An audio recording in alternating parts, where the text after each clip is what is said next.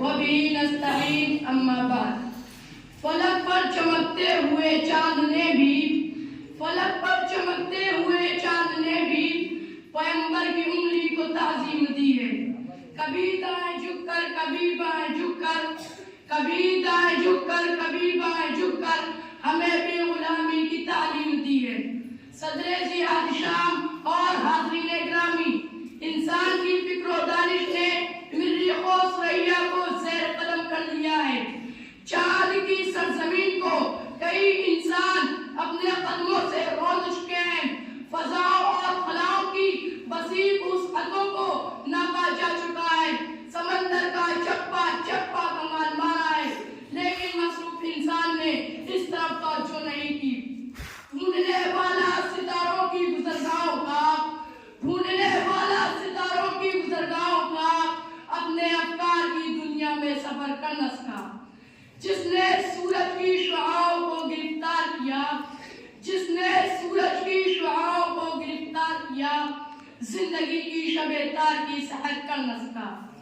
حضرت انسان نے کبھی اپنی سوچ و فکر کا رخ اس طرف موڑا ہی نہیں کہ میری زندگی کا حاصل کیا ہے، میری منزل کیا ہے، بعد میرا مقصد تخلیق کیا ہے. ان تمام چیزوں کو میرا غلام بنانے کا اعلان 1400 سال پہلے ہو چکا ہے. ابھی تک یہ راز حضرت انسان پر منکشف ہی نہیں ہوا. کسی نے کیا خوب کہا تھا، چاند پر پہنچ جانا حقیقت صحیح، چاند قدموں میں لانا بڑی بات ہے.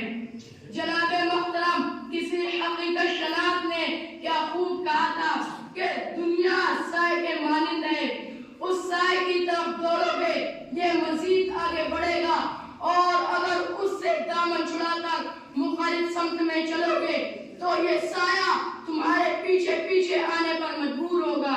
اے بندے مومن، اگر تو اس میں محمد سے اپنے دل میں اجالا کرے تو یہ بادل، یہ گھٹائیں، یہ فضائیں، یہ ہوائیں سب تمہارے تصرف میں ہوں گے. علامہ اقبال رحمت اللہ علیہ فرماتے ہیں کہ محمد سے وفا تم نے تو ہم تیرے ہیں،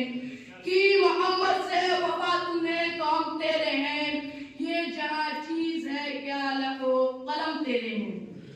کسی نے کہا اگر دنیا پہ چھانے کا ارادہ ہو تمامی کا،